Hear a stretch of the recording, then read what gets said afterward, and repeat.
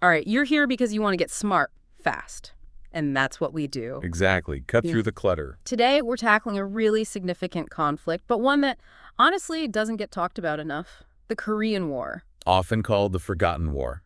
Right. Yeah. From 1950 to 53. That's the one. And our mission, let's call it, is to figure out why. Why is this incredibly brutal and important war so often forgotten? Even though its impact is still, well, massive today, we've got a source that hits the key points. Okay, let's set the scene. World War II ends, maybe 5 years pass, and Korea gets split. Yep.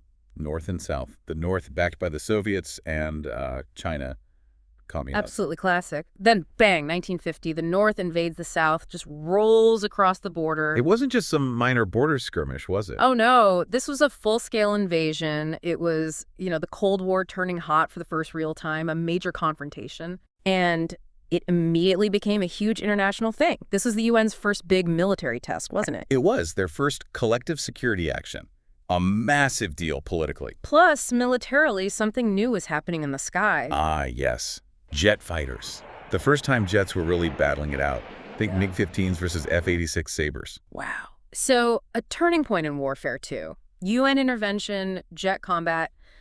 This feels pretty significant already. Hugely significant. It showed just how dangerous the Cold War could get, and fast. Okay, so 3 years of really intense fighting, huge casualties. What happens? Who wins? Well, that's the thing. Nobody really won. It didn't end with a surrender or a peace treaty. Right, it ended with an armistice in 1953, which is basically a ceasefire. Exactly, just a pause. And here's the crucial part, the part that blows my mind sometimes.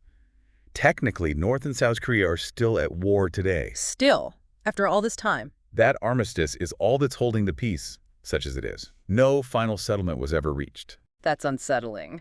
So given all the high stakes, the innovations, the fact it's still technically ongoing, why forgotten, why isn't it as prominent as, say, WWII or Vietnam?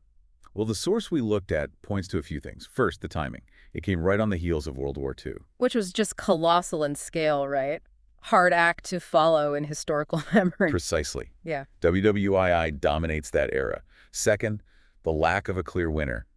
History tends to remember decisive victories or defeats more easily. Yeah, a stalemate isn't exactly a thrilling ending for the history books, I suppose. Makes for a less straightforward narrative. And third, Vietnam happened not long after. And Vietnam became such a huge, divisive, and frankly televised conflict in the U.S. and globally. It kind of overshadowed Korea. It really did. It occupied the public consciousness for so much longer and in a much more immediate way for many people. Okay, that makes sense. But forgotten doesn't mean unimportant. Its legacy is very real. Absolutely undeniable. Think about the DMZ, the demilitarized zone. That border between North and South Korea. One of the most heavily fortified borders on Earth.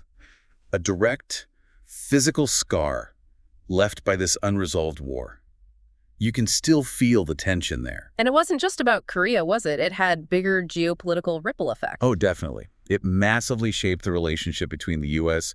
and the relatively new People's Republic of China. How so? Well, they were on opposite sides, fighting directly against each other in Korea. It cemented decades of mistrust and strategic competition. That dynamic is still central to world politics today. So even if the details fade for some, the consequences are baked into our current world order. Without a doubt, the Korean War set precedents, drew lines, and created tensions that are very much alive. Okay, wrapping this up then. It's clear the Korean War, maybe less remembered, is better than forgotten, casts a really long shadow. It certainly does. So here's something to chew on. We talked about how this specific conflict remains technically unresolved.